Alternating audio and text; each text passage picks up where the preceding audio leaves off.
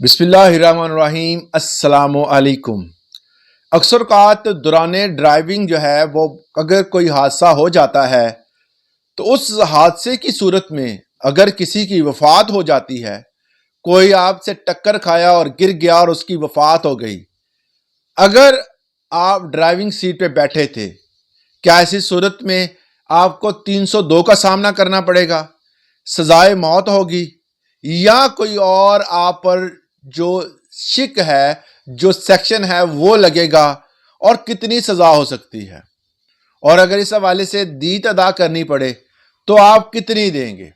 इस वाले से मजीद जो है वो ये है कि अगर उस बंदे की बेल करवानी हो तो वो बेल किस तरह करवाएंगे? इन सारों सवालों को आज की वीडियो में हम डिस्कस करेंगे। तो वीडियो की डिटेल में जाने से पहले आपसे वही रिक्वेस्ट कि चैनल को सब्सक्राइब जरूर कीजिएगा।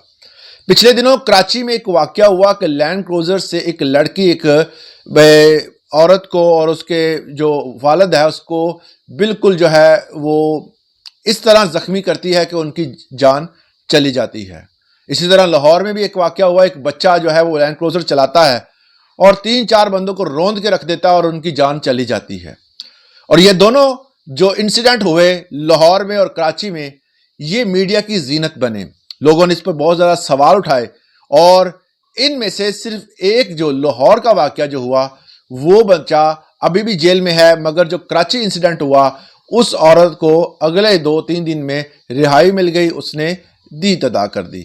अब इस पस मंज़र में कानूनी शक्ल क्या है, कानून में किस जगह पेचीदगियां हैं और कहाँ नरमी है, किस तरह आप इस कानून से अपने आप को किस तरह निकालते हैं और किस तरह मासूम लोग फंस जाते हैं।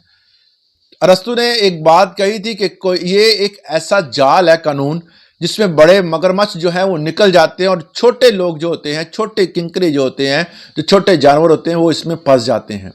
और ऐसा ही कुछ देखने को पाकिस्तान में भी मिलता है। बड़े बड़े लोग जो लैंड क्रूजरों में फिरते हैं उनमें से कुछ ऐसे लोग, उनको सजाएं भी होती हैं, ये नहीं कि सजाएं नहीं होती। उस बच्चे को, वो कोई आम बच्चा नहीं होगा जो लैंड क्रूजर चला रहा है, उस बच्चे को सजा हुई है और वो जेल में है। मगर इंसिडेंट दूसरा देख लें, उस औरत को फौरी तौर पर रिहा कर दिया गया। बहुत सारे लोगों ने क्रिटिसाइज भी किया, मगर कानून में इस हवाले से गुंजाइश मौजूद थी और उन्होंने रिहाई पाई।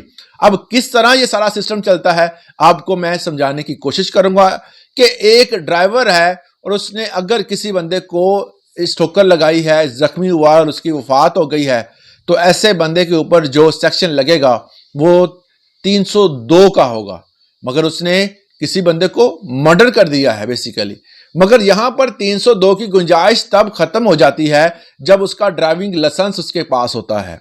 अगर कोई बंदा अपनी मर्जी से कोई मर्डर करता है और उसमें उसकी इंटेंशंस मौजूद होती है, मगर एक बंदा गया है, उसके हाथ में एक पिस्टल है, चाकू है, हथियार है कोई भी, या वो इस इरादतन गया है कि उस बंदे को मार देगा, तो ऐसे बंदे पर सेक्शन 302 लगता है।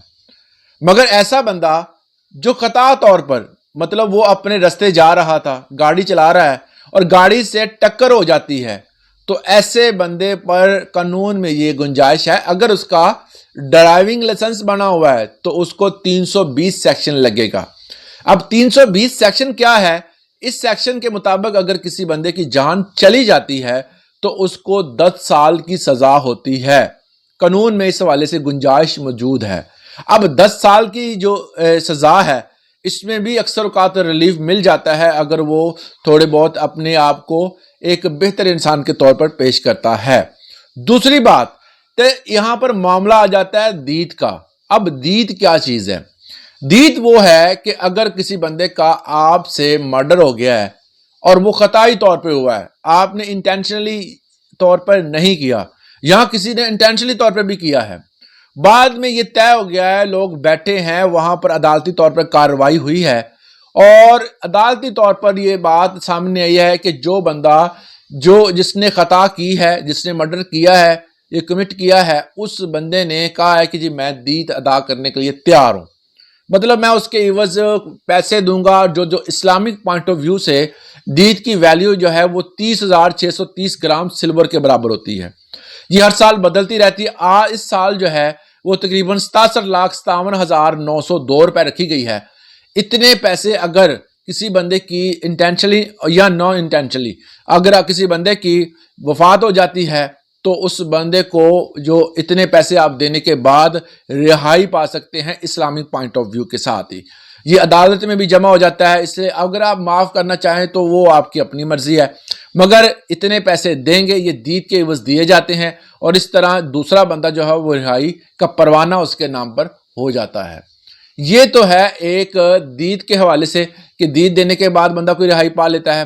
اگر وہ دید نہیں دیتا تو 320 کے تحت اگر اس پر سیکشن 320 لگتا ہے تو یہ نہ ہو کہ کسی بندے نے گاڑی سے جان بوجھ کر، وہاں پر سرکمسٹانسز ایسے تھے کہ اس بندے نے جان بوجھ کر اس کی جان لی، تو پھر 302 لگے گا، جس کی جو سزا ہے وہ سزائے موت ہے۔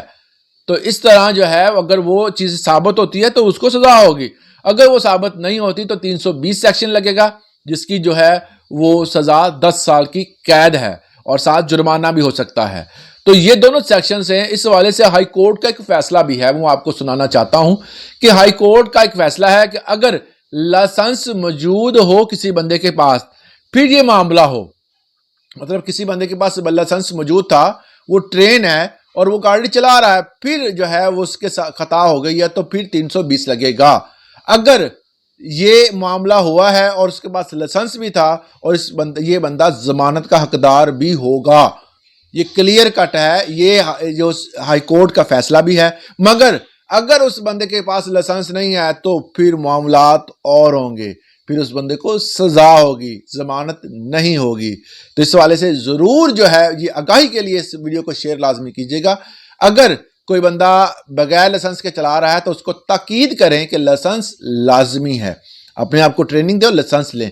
اس حوالے سے مزید معلومات کے لیے ہمارے چینل کو سبسکرائب ضرور کیجیے گا۔ آج کے لیے اتنا ہی، اجازت دیجیے۔